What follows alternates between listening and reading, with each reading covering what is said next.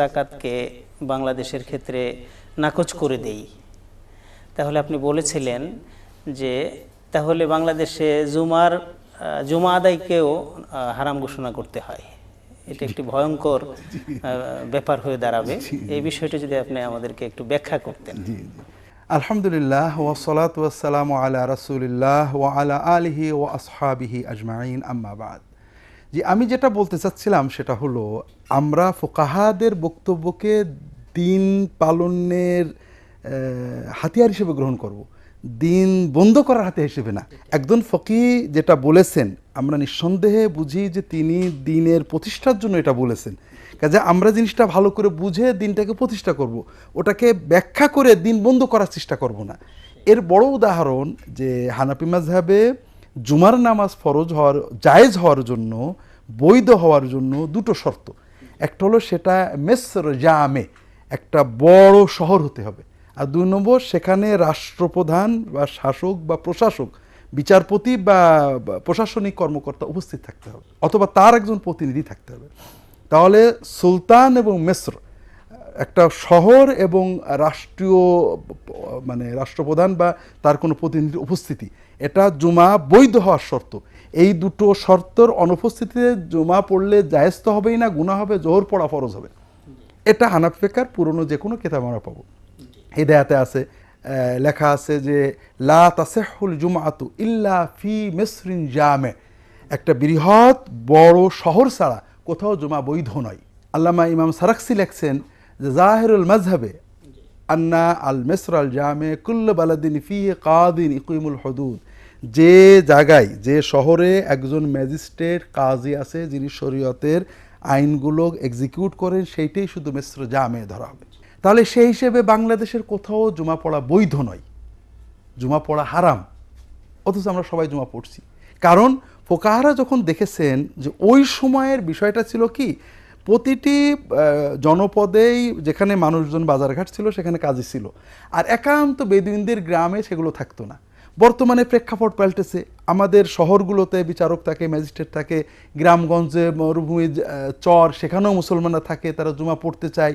ফোকাহারা মাযহাবকে ঠিক রেখে শর্তগুলো সহজ করেছেন। তারা বলছেন মিসর জামে মানে যেখানে লোকজন এক জায়গা হলে মসজিদ ভরে যায়, ওটাই মিসর জামে। জি, অর্থাৎ লোকের উপস্থিতিটাকে এখানে প্রাধান্য দিই। খেয়াল করেন, মিসর মানে শহর, জামে মানে বিশাল, খুব বড়। এই যে ব্যাখ্যাটা ফোকাহারা দিচ্ছেন, এটা কোনো আবিধানেও খাটে না, আমাদের মাযহাবের পুরনোদের কথাও খাটে না। কিন্তু এখানে উদ্দেশ্য হলো ফোকাহাদের মাযহাবকে ঠিক রেখে ফোকাহাদের বক্তব্যের প্রতি শ্রদ্ধা সহ দিনের এত বড় শেয়ারটাকে কায়েম রাখা। এখানে যা ফসলের যাকাত আর জুমার পার্থক্য বোঝেন। জুমার ব্যাপারে হানাফি মাযহাবের শর্ত হলো যে বড় শহর এবং যেখানে রাষ্ট্রপ্রধানের লোক আছে ছাড়া জুমা বৈধ নয়। এবং বাংলাদেশে একান্ত গ্রামগঞ্জ মহল্লাগুলো বড় শহরও না, রাষ্ট্রপ্রধানে নেই, দুটো পয়েন্টই কিন্তু ঠিক। আর ফসলের যাকাতের ক্ষেত্রে হানাফি মাযহাবের মত হলো যে খারাজি জমির ওসর নেই, এটা ঠিক আছে, কিন্তু বাংলাদেশের জমি খারাজি এটা মাযহাবের কোথাও নেই।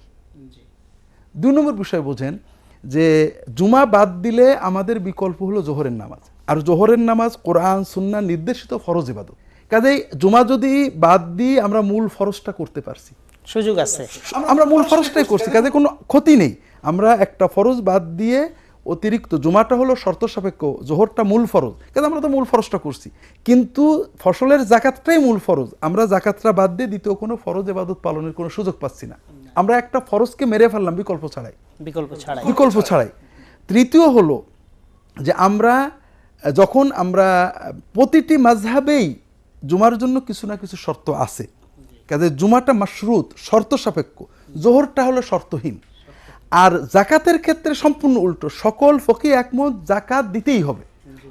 কাজে আমরা যারা কখনো অজ্ঞতার কারণে, কখনো আবেগের কারণে, কখনো হয়তো কোনো আলেমের কথা না বুঝে দিনের এত বড় ফরজ ইবাদতটাকে মানুষের পালন করতে বাধা দিচ্ছি অথবা প্রতিষ্ঠার চেষ্টা করছি না, তাদের একটু আল্লাহর কাছে জবাবদিহিতা চিন্তা করতে হবে যে ফোকাহারা তাদের যুগের প্রেক্ষাপটে যেটা লিখেছেন আমরা দেখব এটা 16 আনা এক্সিকিউট হচ্ছে কিনা, আমাদের বর্তমান যুগের ফোকাহারা কি বলছেন। এই জন্য বাংলাদেশে জুমা পড়া বন্ধ করাটা যতটুকু অপরাধ, তার চেয়ে অনেক বড় অপরাধ ফসলের যাকাত বন্ধ করা, কারণ জুমা বন্ধ করলেও জোহরটা থেকে যাচ্ছে। জি, সব মানুষ যাকাত করতে পারছে, ফরজ কোরআন সুন্নাহ নির্দেশিত আর একটা ফরজ ইবাদত তারা করছে, যাকাত বন্ধ করলে সেই সুযোগটা পুরো ইবাদতটাই ধ্বংস হয়ে চলে যাচ্ছে, এটা আল্লাহর দ্বীনের একটা রোকন ধ্বংস হয়ে যাচ্ছে। জি স্যার, আলহামদুলিল্লাহ, আপনি চমৎকারভাবে আমাদেরকে এই ব্যাখ্যাটা দিলেন।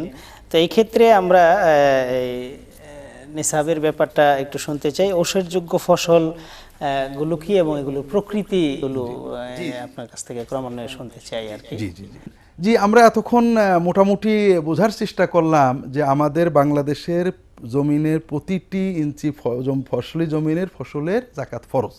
এটা আমাদের ফুকাহারা বলেছেন, যেটা আশরাফ আলী থানভী রহমতুল্লাহ বলেছেন, মুফতি শফি সাহেব বলেছেন, ভারতের অনেক ফকি লিখেছেন বর্তমান ভারতের, যে জমির মূল ফরজ ইবাদত হলো ওসর দেওয়া। আল্লাহ কোরআনে বলেছেন, হাদিসে বলেছেন। শুধু একটা কারণে এটা মাফ হওয়ার সুযোগ আছে, যদি শরীয়তের খারাজ 16 আনা আদায় হয়। যেখানে 1% সন্দেহ থাকবে সেখানে ওসর দিতেই হবে।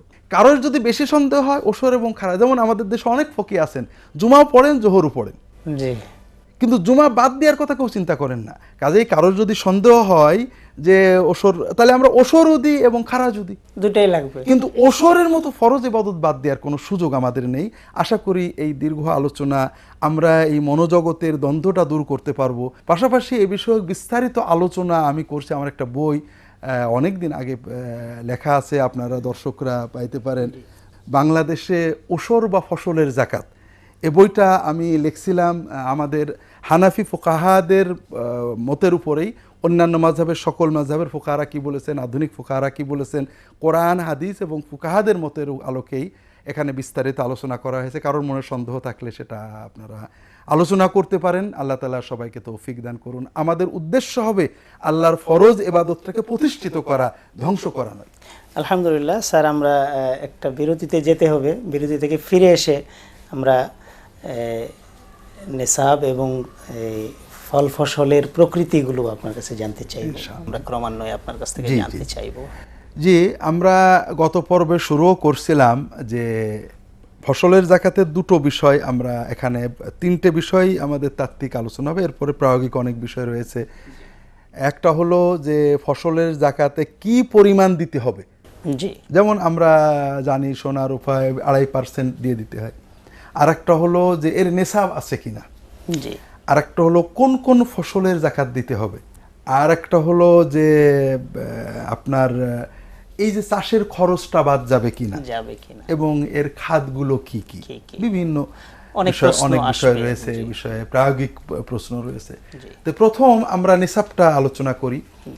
তো আমরা গত পর্বে বলতে শুরু করেছিলাম যে আল্লাহ রাসূল সাল্লাল্লাহু আলাইহি ওয়াসাল্লাম বলছেন, আবু সাঈদ খুদরি রাদিয়াল্লাহু তাআলা আনহু অন্যান্য বিভিন্ন সাহাবী থেকে বর্ণিত হাদিস, যে লাইসা ফিমা দুনা খামসাতি আওসুকিন মিনাত তামরি সাদাকা। 5 ওয়াসাকের কম ফল ফসলে যাকাত হবে না।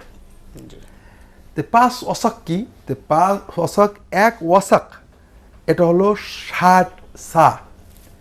আর 1 সা আমরা রমজানের ফিতরা দেওয়ার সময় বলা বলি করি সা, সাদ আলিফ আইন, সাউন। সাউন আরব দেশে কাঠা। তো কাঠার পরিমাণ রাসূলুল্লাহ সাল্লাল্লাহু আলাইহি ওয়াসাল্লামের সময় কি ছিল, এটা 150 বছর পরে এসে কিছু মতভেদ হয়। তো বড় ছোট ছিল। বড়র পরিমাণ এটা 1 সা প্রায় 3 কেজি 300 গ্রাম।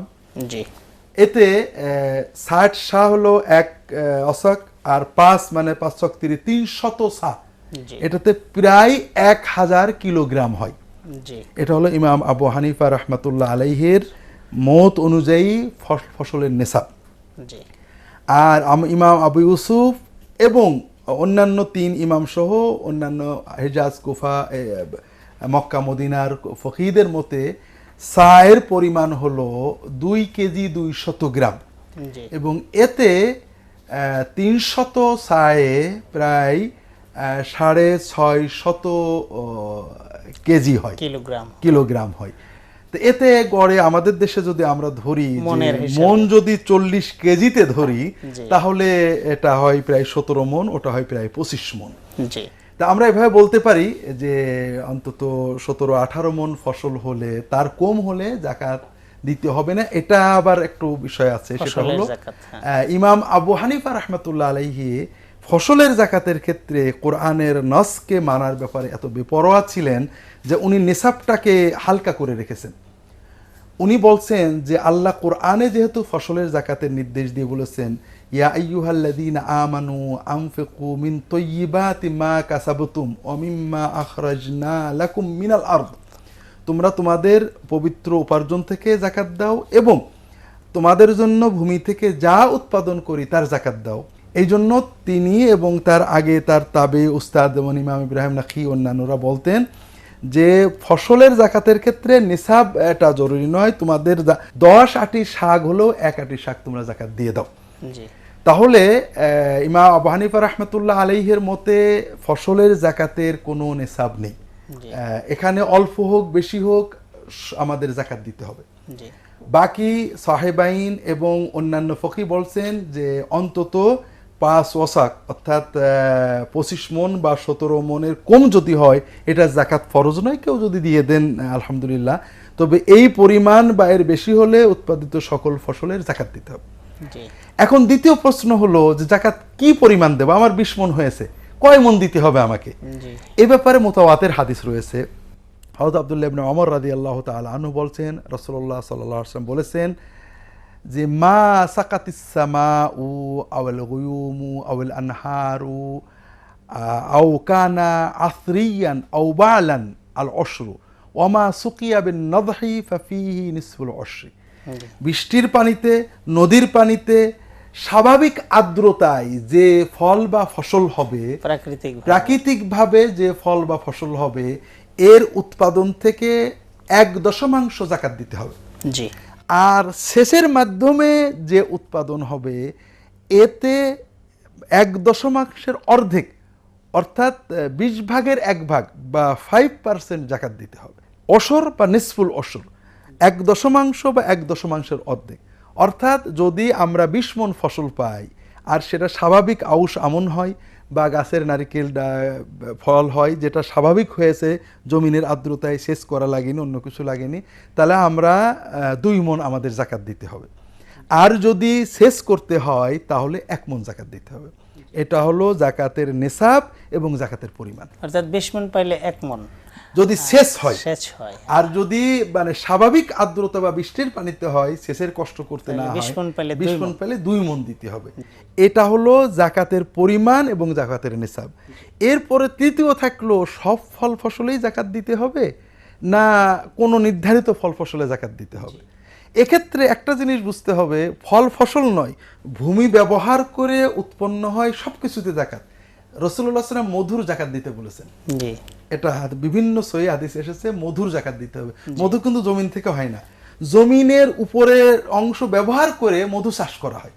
কেউ যদি মধুর চাষ করেন জমি ব্যবহার করে তাহলে মধুর জাকাত দিতে হবে, রাসূলুল্লাহ সাল্লাল্লাহু আলাইহি ওয়াসাল্লাম বলেছেন। এখন মধু চাষ এবং প্রাকৃতিক দুই ভাবেই হয়, এই ক্ষেত্রে যে কোনো তা যদি জমি ব্যবহার করেন অর্থাৎ জমি ব্যবহার করে মধু এবং সেই পরিমাণ নেশাব পরিমাণ মধু হয় যেটা জমিনে ব্যবহার করে মধুরা আসছে তার মতো ই করে নিচ্ছেন, এটা যে কোনো না কোনোভাবে চাষ, মানে এমন যদি একটা মৌচাক আছে একদম চলে গেছে কিছুদিন পরে, এটা তো আর জাকাত পরিমাণ নয়, জি এর জাকাত দিতে হবে। এটা বলার উদ্দেশ্য হলো যে ভূমি ব্যবহার করে লবণ চাষ, চিংড়ি চাষ অর্থাৎ ভূ সম্পত্তি ব্যবহার করে ভূমিতে লবণ চাষ, এতে জাকাত দিতে হবে। লবণ তো আর ফসল না, কিন্তু জমি ব্যবহার করা হচ্ছে, এই জন্য জাকাত দিতে হবে। এখন কোন কোনটা জাকাত দিতে হবে না এ ব্যাপারেও ফুকাহাদের দুটো মত রয়েছে।